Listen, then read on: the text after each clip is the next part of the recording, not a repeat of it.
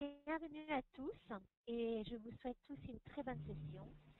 Tout d'abord, je vais me présenter. Je suis Séverine Chevrel, coordinatrice du Better Care Network, qui est un réseau pour faciliter les échanges d'informations et collaborations sur la problématique des enfants sans prise en charge familiale et faire le plaidoyer pour des politiques et programmes efficaces au niveau global, régional et national. En tant que membre du comité interagence de planification pour la conférence des pays francophones d'Afrique subsaharienne sur la mobilisation autour du renforcement de la famille et de la prise en charge alternative, qui aura lieu le 10 mai à Dakar, je suis très heureuse de vous accueillir à cette opportunité d'apprendre et échanger virtuellement sur les lignes directrices relatives à la prise en charge alternative des enfants. Ce webinaire a été organisé en préparation à la conférence de Dakar et elle a pour but de présenter et échanger sur les lignes directrices relatives à la prise en charge alternative et leur application dans les pays francophones et lusophones d'Afrique subsaharienne. Comme vous le savez, ces lignes directrices furent accueillies par l'Assemblée générale des Nations unies le 20 novembre 2009. Elles sont destinées à améliorer la mise en œuvre de la Convention des Nations unies relative aux droits de l'enfant et autres instruments internationaux concernant la protection et le bien-être des enfants privés ou à risque d'être privés de prise en charge parentale. L'objectif de cette session est de d'abord présenter les lignes directrices relatives à la prise en charge alternative et ses thèmes clés, et ensuite encourager les échanges sur les utilisations et mises en œuvre des lignes directrices dans les pays francophones et lusophones d'Afrique subsaharienne, et finalement procurer une orientation sur la conférence des pays francophones d'Afrique subsaharienne sur la mobilisation pour le renforcement de la famille et de la prise en charge alternative qui aura lieu la semaine prochaine à Dakar. Je vais maintenant présenter les intervenants et comment la session va être organisée. Tout d'abord, nous aurons une présentation par Mia Dambach, qui est la coordinatrice de plaidoyer et développement des politiques avec les services sociaux internationaux. Mia va présenter les thèmes clés des lignes directrices relatives à la prise en charge alternative. Ensuite, cette présentation sera suivie d'une présentation du Togo par Madame Akita Mazambo, directrice générale de la protection de l'enfant au ministère de l'Action sociale, qui va présenter comment ces lignes directrices ont inspiré et guidé leur travail dans leur pays. Suite à ces deux interventions, nous prendrons quelques minutes pour répondre à des questions des différentes délégations présentes et participants présents à ce webinaire. Et ensuite, nous conclurons avec une présentation par Claire Feinstein, représentante régionale de l'Afrique de l'Ouest et centrale, pour l'initiative sur la protection de l'enfant avec Save the Children. Claire va procurer une orientation sur la conférence des pays francophones d'Afrique subsaharienne sur la mobilisation pour le renforcement de la famille et de la prise en charge alternative qui aura lieu la semaine prochaine. À la fin de sa présentation, Claire prendra aussi quelques questions sur la conférence et les logistiques qu'il y aura. Tout au long de la session, n'hésitez pas à nous envoyer vos questions, commentaires et suggestions à travers la boîte de dialogue chat pour qu'on puisse les collecter et les diffuser pendant la session webinaire, mais aussi suite à la session webinaire. Je vais maintenant donner la parole à Mia Dambach pour présenter les thèmes clés des lignes directrices relatives à la prise en charge alternative. Merci, Séverine.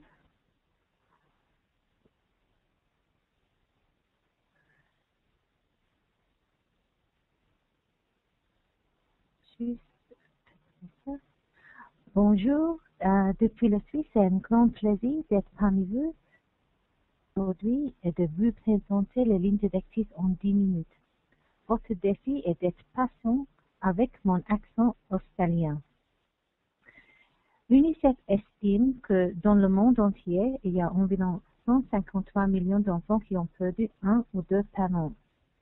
En Afrique, il y a environ 58 millions d'enfants, plus spécifiquement en Afrique de l'Ouest et centrale, 26 millions d'enfants. En 2004, il n'y avait pas un texte international qui protège en détail ces enfants privés de famille en vue en liste de lettres.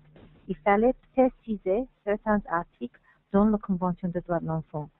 Donc, en 2004, l'UNICEF et Service social international ont lancé un projet pour développer un texte international pour une meilleure protection de ces enfants.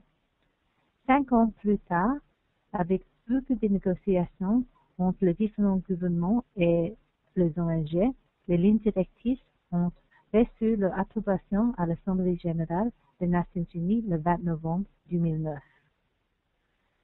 Il y a 2 grands principes qui imprègnent toutes les lignes directrices. Le premier, c'est le principe de nécessité. Il faut décourager les recours qui ne sont pas nécessaires à la protection de remplacement, par exemple, par la mise au niveau de soutien à la famille et l'intégration familiale, mais aussi il faut aborder les facteurs sociétaux négatifs comme la discrimination. Le deuxième grand principe, c'est le principe de pertinence.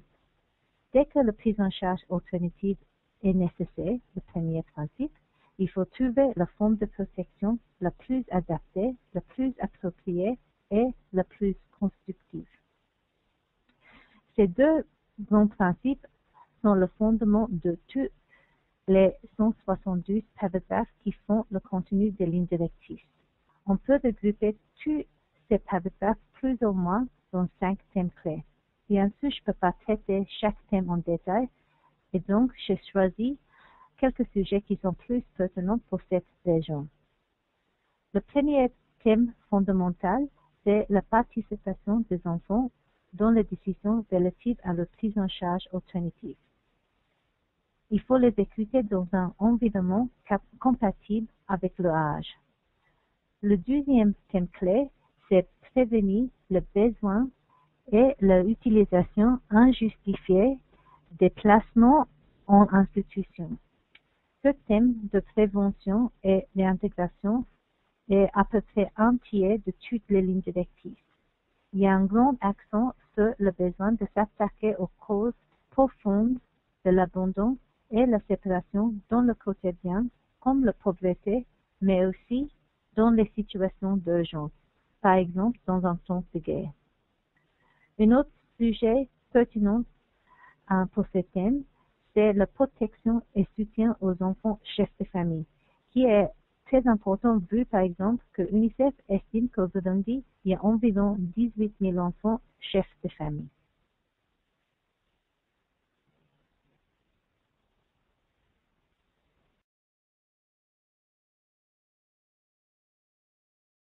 En principe, la prise en charge informelle marche très bien, mais il n'y a pas assez de ressources dédiées à ces familles. Donc, c'est important d'avoir une implication officielle, non directive, mais effective. Le quatrième thème clé, c'est la prise en charge formelle. Et dans ces thèmes-là, il y a plusieurs stratégies visant à la désinstitutionnalisation du système de prise en charge.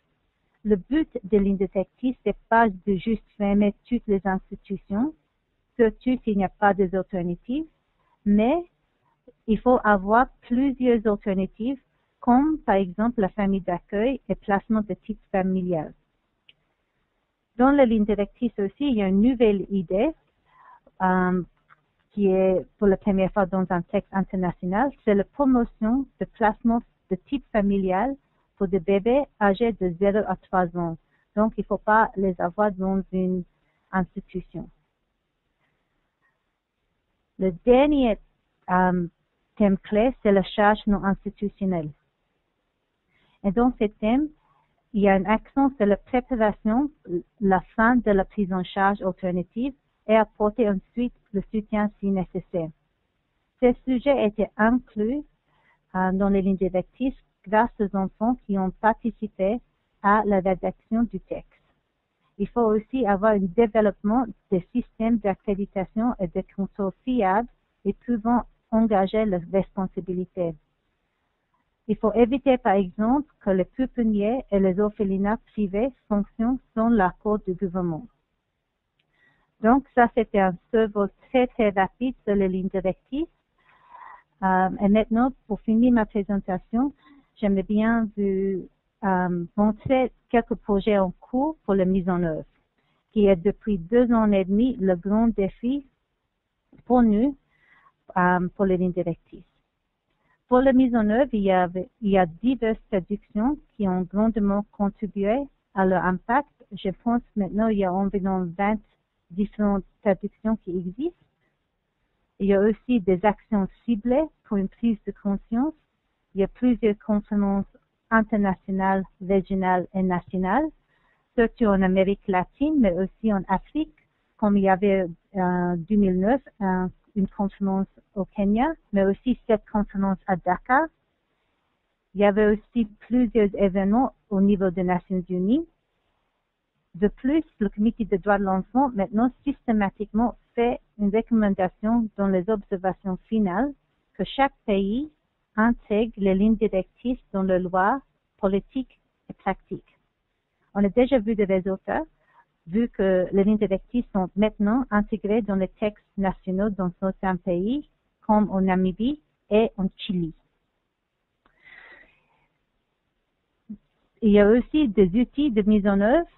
Par exemple, un très bon exemple, c'est un projet de RELAS en Argentine avec UNICEF qui ont développé des outils pour les praticiens sur le terrain, notamment 2 versions de lignes directrices qui sont simplifiées, une pour le personnel des institutions publiques et privées et une autre pour les enfants.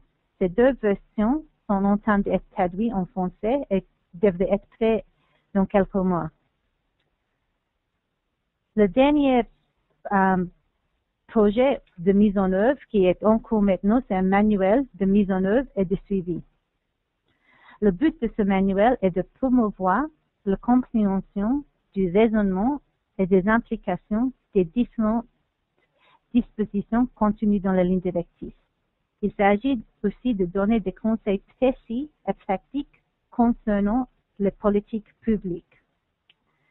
Nous sommes, et quand j'ai dit nous, c'est le groupe de travail des ONG sur les enfants privés de protection parentale basé à Genève, mais aussi des autres ONG partout dans le monde, avec UNICEF et des consultants. Nous sommes en train de collectionner des exemples partout dans le monde, des bonnes pratiques et des bonnes politiques qui traitent les 5 thèmes mentionnés auparavant. Donc, nous vous demandons de partager vos expériences comme un extrait de loi, de standards nationaux, de directives pour lesquelles vous estimez qu'ils vous ont particulièrement aidé dans la mise en œuvre des lignes directrices.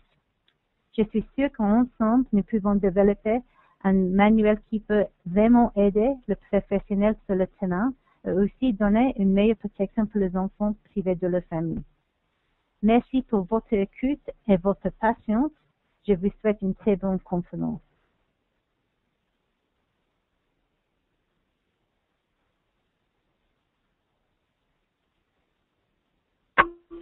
Merci beaucoup, Mia, pour cette présentation très intéressante sur les thèmes principaux des lignes directrices relatives à la prise en charge alternative.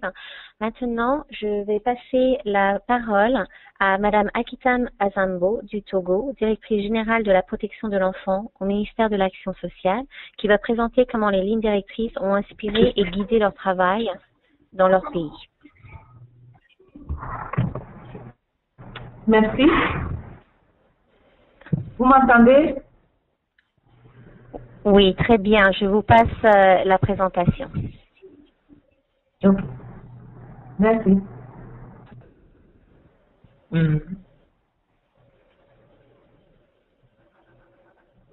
Au lendemain de l'adoption des lignes directrices par les Nations Unies, le Togo s'en est saisi immédiatement parce que nous avons remarqué que chez nous, c'est la prise en charge institutionnelle qui prédominait.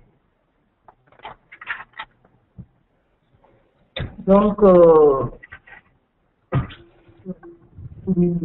a remarqué qu'il y a un grand nombre de structures et institutions qui font la prise en charge des enfants.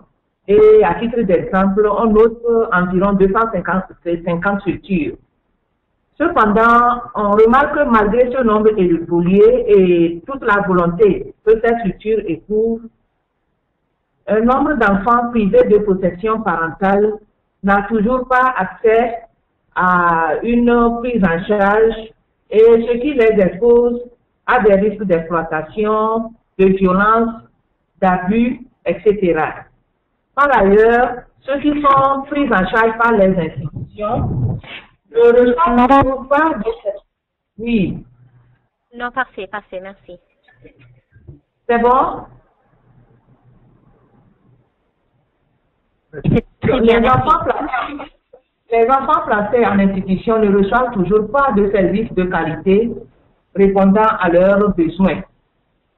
Et s'inspirant des lignes directrices des Nations Unies relatives à la protection de remplacement pour les enfants privés de milieu parental, le gouvernement togolais a développé en collaboration avec certains de ses partenaires la stratégie de prise en charge de ces enfants vulnérables par des familles d'accueil. Quel est l'objectif de cette stratégie? Pour le gouvernement togolais et ses partenaires, il s'agit d'améliorer la protection et le bien-être des enfants privés de protection parentale ou à risque de se retrouver dans une telle situation. Et quelles sont les avancées que nous avons relevées depuis la mise en œuvre de cette stratégie? Dans le souci de favoriser la mise en œuvre rapide de cette nouvelle stratégie, les activités urgentes ont été réalisées. Entre autres, nous avons procédé à la mobilisation sociale par la sensibilisation de masse, de proximité des acteurs, notamment les leaders d'opinion, les familles et puis les guides religieux. Ceci pour leur faire prendre conscience de l'importance de cette stratégie. Une autre activité a concerné la formation des acteurs qui sont concernés par ce processus, notamment les travailleurs sociaux qui mènent l'enquête sociale, les acteurs des structures gestionnaires des familles d'accueil et les familles qui ont été sélectionnées pour accueillir les enfants. Ensuite, nous avons procédé aussi à l'identification et à l'accréditation des familles d'accueil volontaires. Puis, il y a eu le placement des enfants et ensuite, un mécanisme de suivi des enfants en famille par un centre de référence, d'orientation et de prise en charge des enfants qui a été mis en place avec le gouvernement, avec l'appui des partenaires que nous dénommons PROPECDI. En titre d'avancée, nous remarquons aussi que le gouvernement a, avec l'appui de l'UNICEF, de Plan Togo et de Terre des Hommes, pu renforcer son système national de protection des enfants vulnérables par un mécanisme qui s'appuie sur 4 principaux services. Il y a d'abord un service centralisé de détection et de référencement des enfants qui sont privés de protection parentale à travers le téléphone vert pour la protection de l'enfant. Le centre d'orientation et de référence dont j'ai fait allusion tantôt, le PROPECDI, une équipe interdisciplinaire qui a en charge de l'accompagnement, notamment les services d'orientation, de réhabilitation et de réintégration de ces enfants vulnérables. Puis, un réseau de familles d'accueil qui prend en charge les enfants privés de protection parentale ou à risque de l'être comme une alternative à l'institutionnalisation des enfants. Quels en sont les avantages liés à cette stratégie? On note qu'il y a une diminution considérable du nombre d'enfants vulnérables en institution dans notre pays actuellement. Par ailleurs, cette stratégie nous a permis de mettre en place le mécanisme national de collecte et de centralisation de données sur les enfants vulnérables. Et ceci nous permet de mieux comprendre les situations de violation de droits auxquelles les enfants sont confrontés dans le pays et afin d'élaborer les stratégies de lutte contre ces différents fléaux. Un autre avantage, c'est que on évolue actuellement vers la prise en charge des enfants vulnérables à travers un système de protection qui favorise vraiment une collaboration plus rapprochée entre les services techniques du gouvernement, les organisations de la société civile et les partenaires techniques et financiers, et ce qui contribue à un meilleur suivi des enfants concernés par les services sociaux du ministère de l'Action sociale. Et comme toute nouvelle initiative, nous sommes confrontés à certaines difficultés qui ont trait notamment à une insuffisance de moyens matériels et financiers, une insuffisance de ressources humaines qualifiées, et on note aussi la résistance au changement de la part de certains responsables des centres et structures d'accueil. Peut-être au cours des échanges, on vous expliquera bien pourquoi ils résistent. Quelles en sont les perspectives?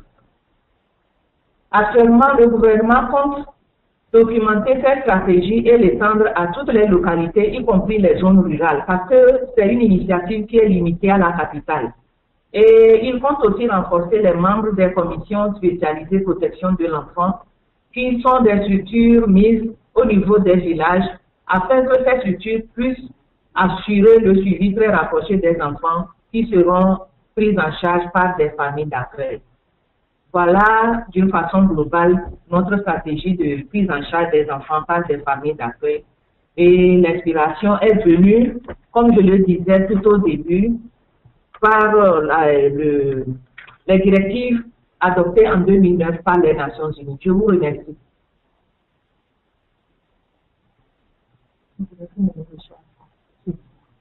C'est bon?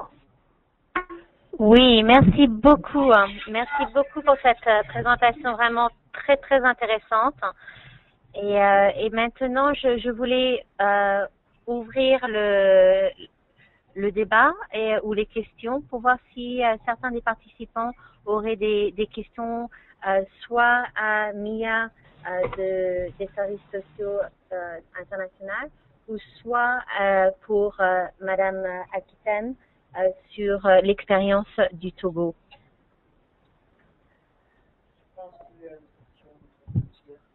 Lucia, vous avez une question? Je vous donne la parole.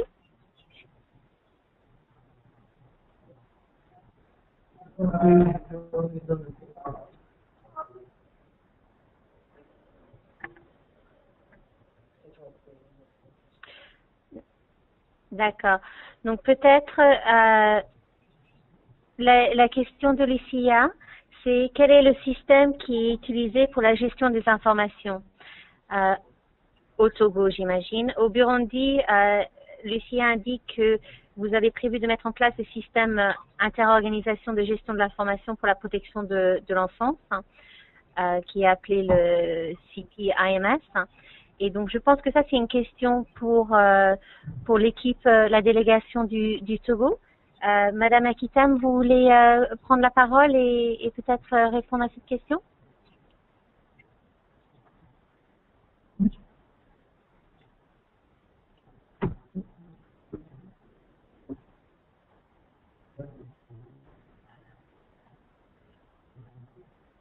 Madame Akitam?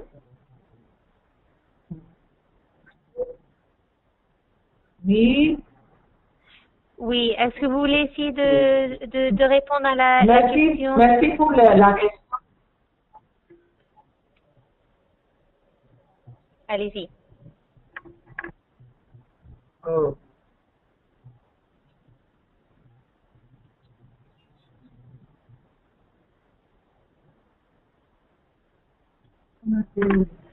Oui, Madame la question est relative à la... Si j'ai bien compris, c'est une question relative au système mis en place pour la gestion des informations. C'est ça, c'est correct. Oui. Nous avons, au cours du processus, pensé à la mise en place de cadres de concertation entre les acteurs, un cadre national de concertation entre les acteurs. Et dans ce cadre est représenté tous les maillons concernés par les questions de l'enfant.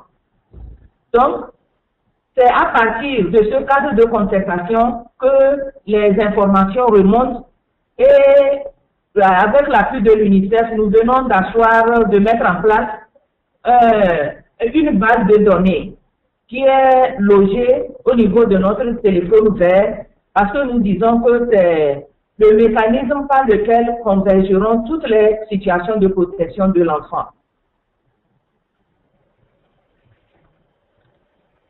Si je puis compléter, si je puis compléter, la base de données est alimentée par des données issues d'une collecte qui se fait trimestriellement, justement au niveau des villages et des districts. Nous sommes en partenariat avec la Direction générale de la statistique qui nous aide dans la gestion de ce mécanisme.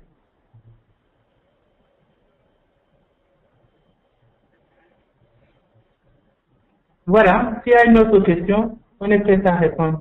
Ok. Je pense une des questions.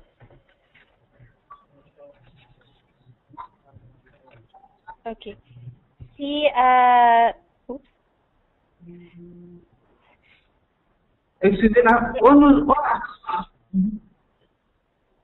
D'accord. Il y a plusieurs autres questions.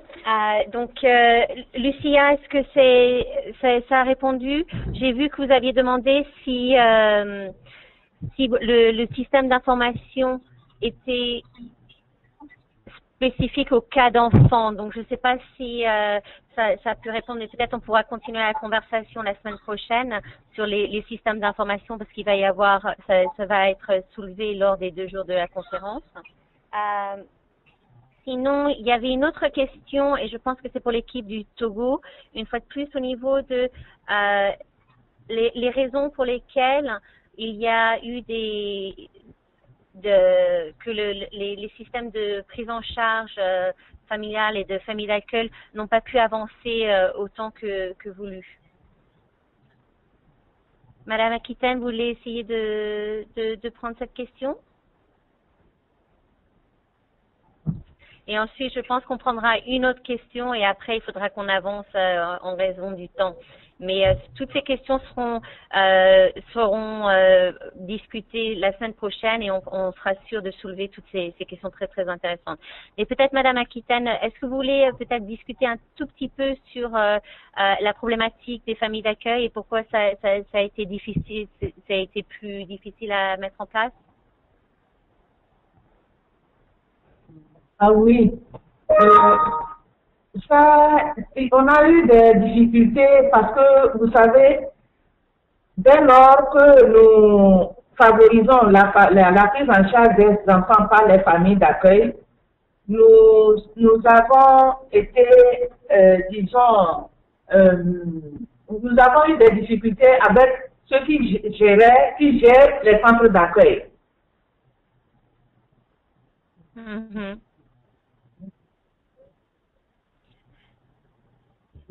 Et je pense quelques questions qui étaient... c'est tout comme nous sommes en train d'identifier.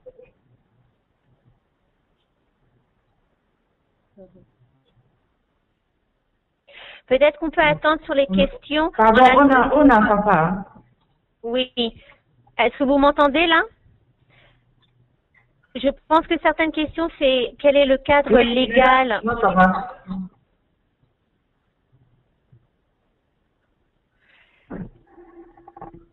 Est-ce que vous m'entendez? Je pense que certaines questions au niveau des familles d'accueil, c'est par rapport au cadre légal. Quand est-ce que vous avez commencé à sélectionner les familles et les défis que vous avez rencontrés?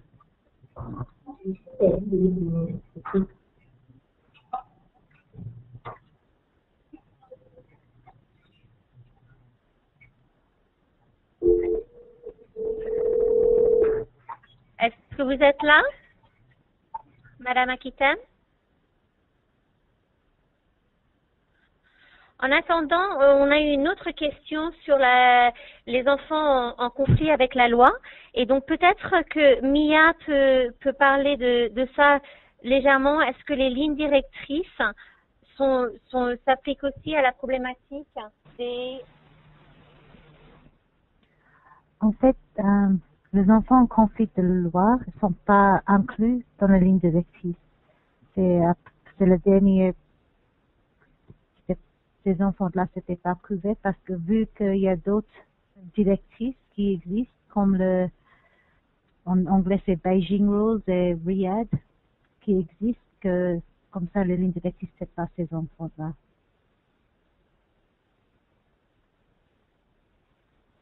Ok, merci beaucoup Mia. Madame Aquitaine, est-ce que vous êtes de retour au niveau du son? Sinon, bien sûr, on pourra continuer ces discussions lors de la conférence de la semaine prochaine. J'ai vu aussi qu'il y a eu beaucoup de questions par rapport au confiage, la prise en charge informelle, qui est aussi très, très importante et très, très développée en Afrique. Et peut-être c'est un des sujets qui sera élaboré en détail lors de la conférence. Donc peut-être nous laisserons ces questions très très importantes pour la conférence de la semaine prochaine. Prenant en compte les limites de temps, ce que je vais proposer, c'est de passer peut-être la parole à Claire, qui va faire une orientation sur la conférence. Et peut-être à la fin, s'il nous reste un petit peu de temps, on pourra revenir à l'équipe du Togo pour voir s'ils peuvent complémenter leur présentation par rapport à la problématique des familles d'accueil. Merci beaucoup à vous tous. Et je passe maintenant la parole à Claire Feinstein de Save the Children.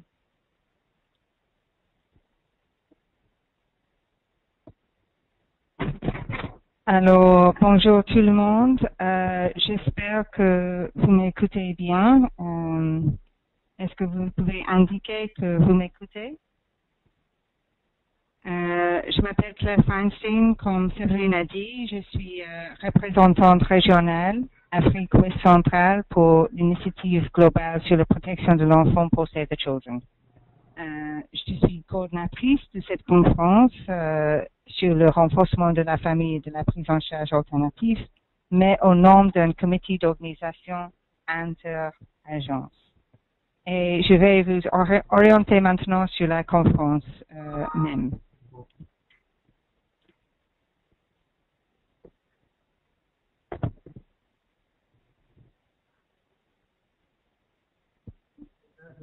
OK. La conférence a été conçue avec les objectifs suivants qui sont sur votre écran maintenant.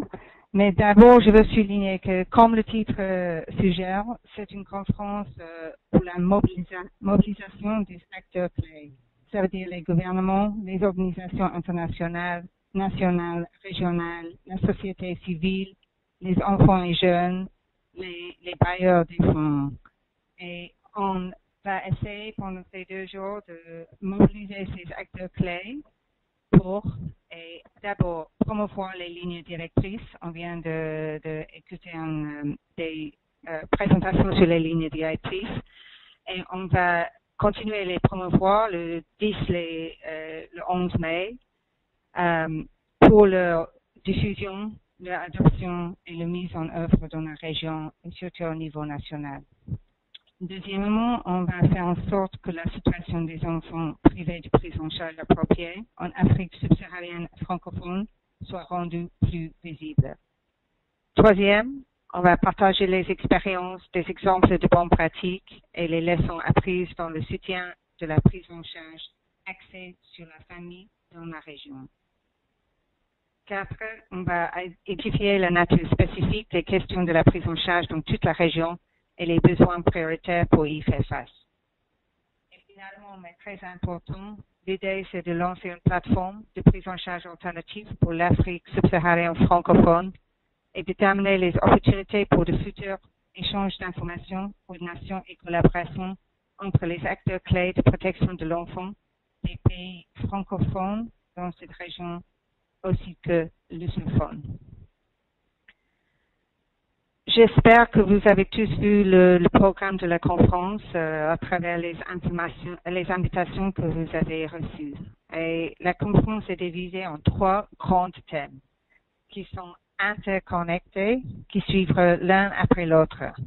Alors, on va commencer le premier jour, le 10 mai, avec une session d'introduction qui va présenter les thèmes clés de la conférence à travers des présentations des personnes de ressources. Et puis, le matin du 10 mai va être dédié à une session sur la désinstitutionnalisation de la prise en charge. Et cette session a comme objectif de partager les expériences d'appui des initiatives d'acteurs communautaires permettant le renforcement et leur implication pour une prise en charge alternative appropriée. Pardon. La désinstitution, ça va donner un éclairage de la situation des désinstitutionnalisations et de prise en charge alternative des enfants. Et dans cette session, on va inclure les instruments légaux pour la protection de l'enfant, comme les lignes directrices internationales, la Convention de la Haye, etc. L'après-midi du premier jour, le 10 mai, on va aborder une session sur les mécanismes communautaires de protection de l'enfant relatifs au renforcement de la famille et la prise en charge alternative. Dans cette session, on a comme objectif de partager les expériences d'appui des initiatives d'acteurs communautaires permettant leur renforcement et leur implication pour une prise en charge alternative appropriée.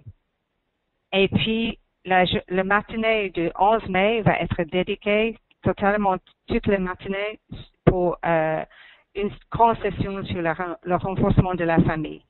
L'objectif de cette session est de communiquer le rôle des organisations communautaires dans le partage et l'ancrage de la mise en œuvre des pratiques centrées sur la famille. Alors, pour vous donner un vue d'ensemble de la conférence. Encore une fois, je veux souligner, c'est une conférence qui est organisée par un comité d'organisation inter-agence. Ça veut dire c'est Save the Children, Better Care Network, UNICEF, le Mouvement africain des enfants et jeunes travailleurs, Ender Tiers-Monde Jeunesse Action, la Fondation suisse du Service social international et le réseau de l'Ouest pour la protection des enfants, Rapican Sénégal, qui est un chapitre sénégalais de l'organisation régionale AMCAN, SOS Village d'enfants et Terre des Hommes.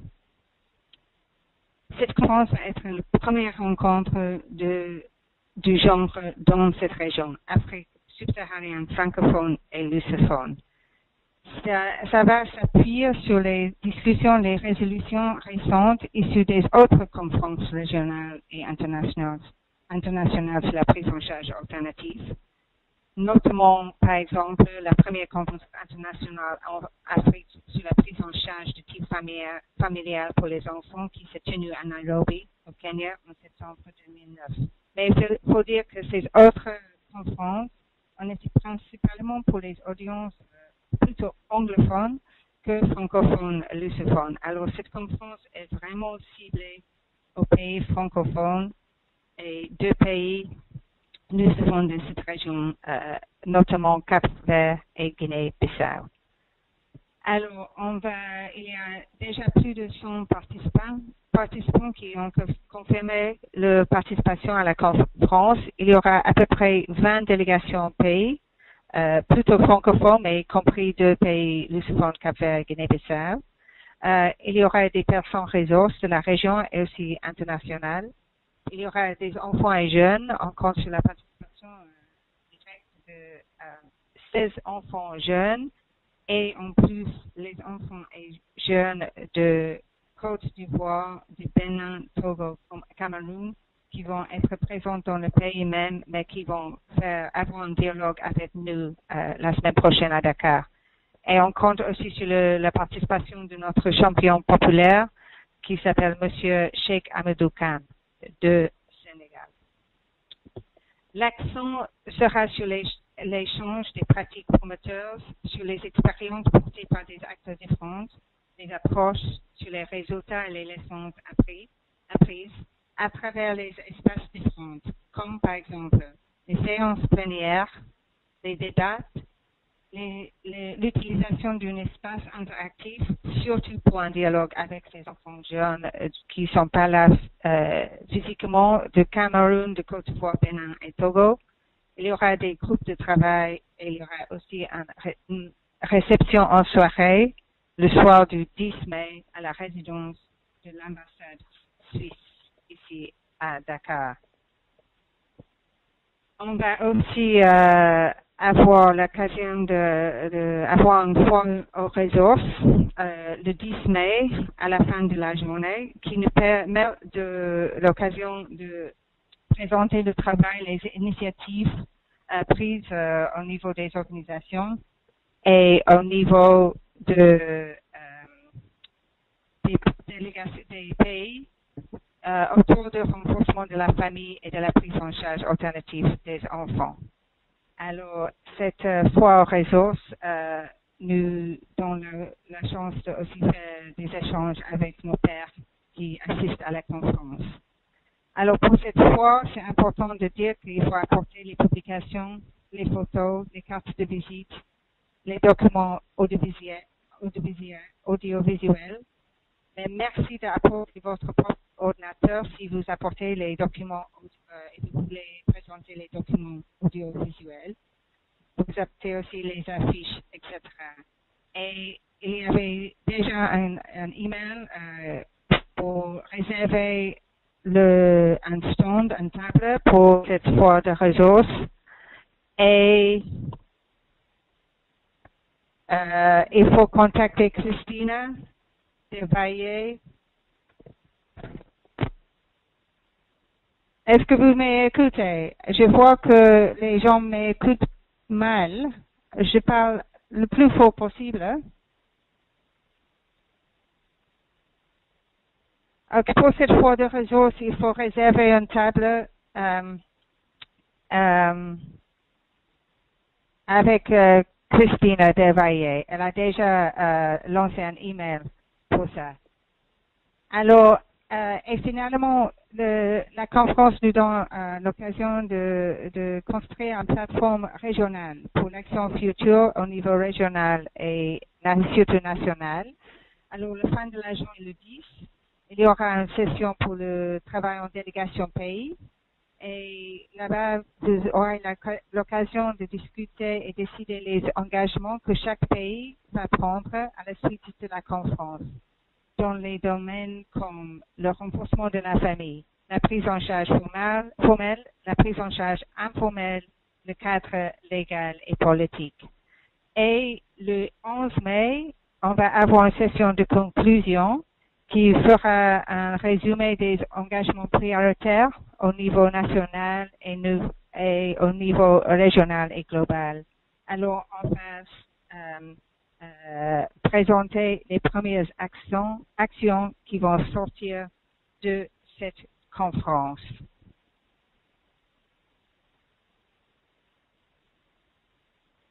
Et vous aurez les ressources disponibles avant la conférence. Ce sont disponibles maintenant.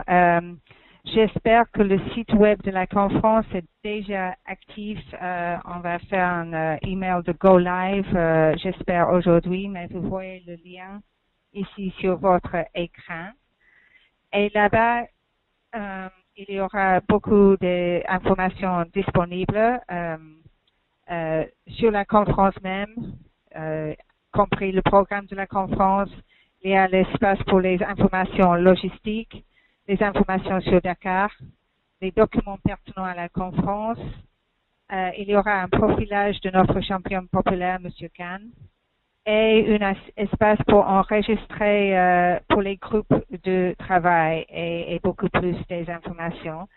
Et on va aussi télécharger le document de référence qui est le résultat d'une recherche menée l'année dernière, de septembre à décembre 2011 par Child Frontiers.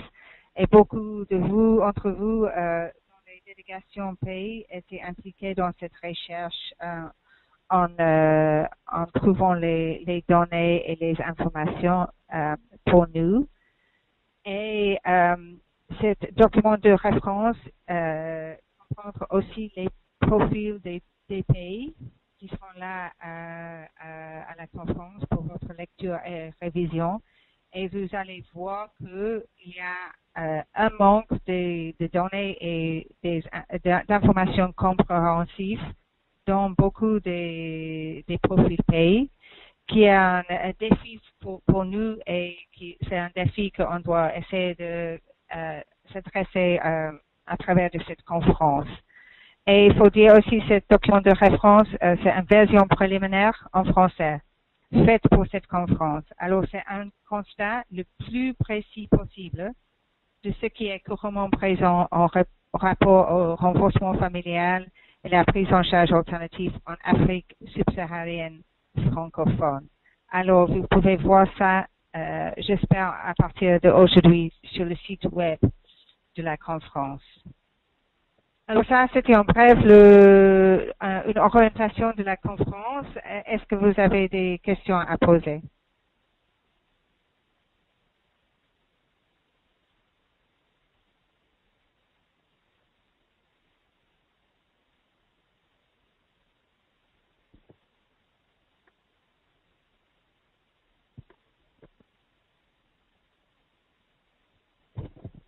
Je passe la parole maintenant à Séverine.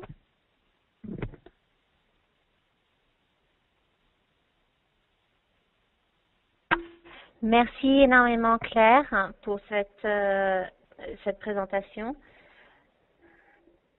et pour ces informations très importantes par rapport à la conférence de la semaine prochaine. Je voulais essayer de voir si Madame Aquitaine et Félicité seraient disponibles pour peut-être prendre 1 ou 2 minutes et répondre à certaines des questions par rapport à les familles d'accueil, le système de confiage. Mais je crois que malheureusement, elles ne sont peut-être pas, elles ne peuvent pas prendre le micro tout de suite. Donc peut-être on va conclure ici, sauf s'il y a des questions pressantes. J'ai vu que Michel avait levé la main, donc je ne sais pas si vous voulez prendre la parole ou est-ce que c'est juste peut-être, allez-y. Merci. Je crois qu'on avait répondu à certaines des questions. Il y avait une question relative au cadre légal mis en place. Nous disons que le ministre de l'Action sociale, qui a en charge de la protection de l'enfant, a pris un arrêté ministériel qui crée des familles d'accueil autoroute. Donc, c'est ce cadre qui réglemente la mise en place de cette stratégie. Il y a une question relativement aux outils de collecte. Quelqu'un a voulu savoir si les outils de collecte ont été harmonisés. Nous disons oui, que ces outils ont été harmonisés d'une façon consensuelle par les membres qui siègent au niveau du cadre national de concertation. Et je l'avais dit tantôt que c'est un cadre qui rassemble tous les acteurs concernés par les questions de l'enfant. Et nous avons sollicité l'appui de notre ministère qui s'occupe des statistiques pour vraiment nous aider à mettre en place un outil national. Actuellement, c'est cet outil national qui est utilisé par tous les acteurs de la base jusqu'au niveau central pour la collecte des informations sur les enfants. Et il y a eu quelqu'un qui s'est posé la question de savoir pourquoi il y a eu retard dans le démarrage de nos stratégies. Non, il n'y a pas de retard. Il n'y a pas de retard. Donc, le projet il suit son cours normal. Nous n'avons pas accusé de retard. Je crois que c'est ça, hein, les questions que j'ai notées. Il y a eu une question qui concerne les problèmes que rencontrent les familles et les enfants qui sont placés. Donc, pour l'instant, nous n'avons pas de difficultés majeures. Donc, le suivi se fait et aucun problème n'a été remonté par rapport aux enfants placés ni à leur famille. Mais nous savons que le problème que les familles vont soulever, peut-être c'est l'accompagnement. Et nous sommes conscients que ça ne va pas répondre à tous les besoins de l'enfant, mais on n'a pas encore un problème majeur. C'est bon, il me semble que c'est ça, en gros, les questions qui ont été posées. Oui, c'est vraiment vraiment tellement utile d'avoir votre expérience et on a eu d'autres questions dont Lucia qui a demandé si vous pourrez partager des outils lors de la conférence de la semaine prochaine. Et c'est vraiment l'objectif aujourd'hui, c'est de vraiment amorcer ce dialogue et ces échanges en préparation comme un précurseur pour la conférence de la semaine prochaine où on sera tous ensemble et on pourra vraiment partager et discuter plus en détail tous les expériences de chacun, les outils utilisés et vraiment discuter les problématiques, que ce soit la prise en charge informelle, le confiage, les familles d'accueil.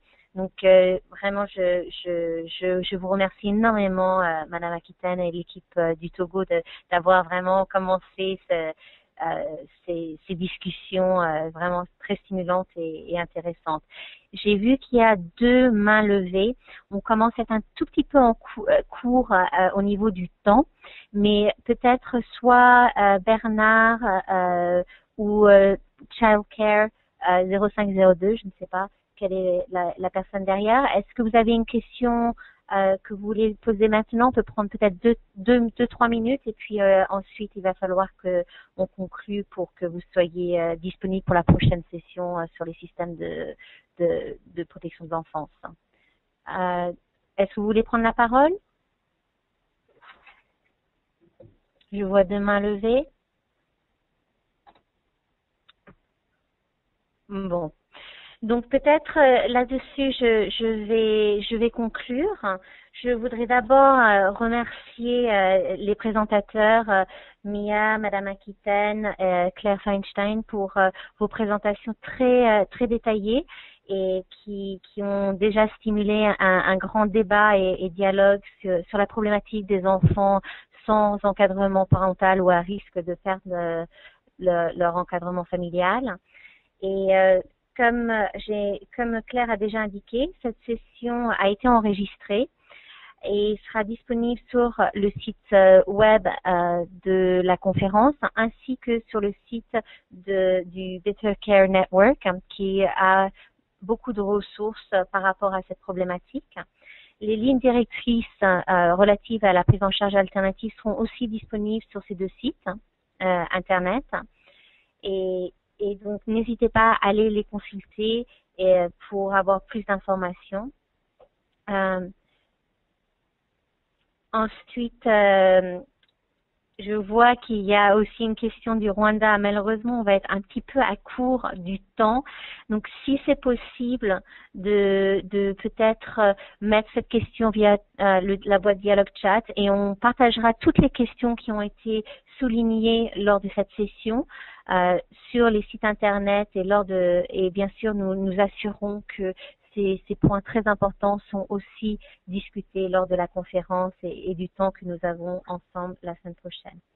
Donc une fois de plus, merci énormément pour votre participation très dynamique et pour les présentations très intéressantes des différents présentateurs.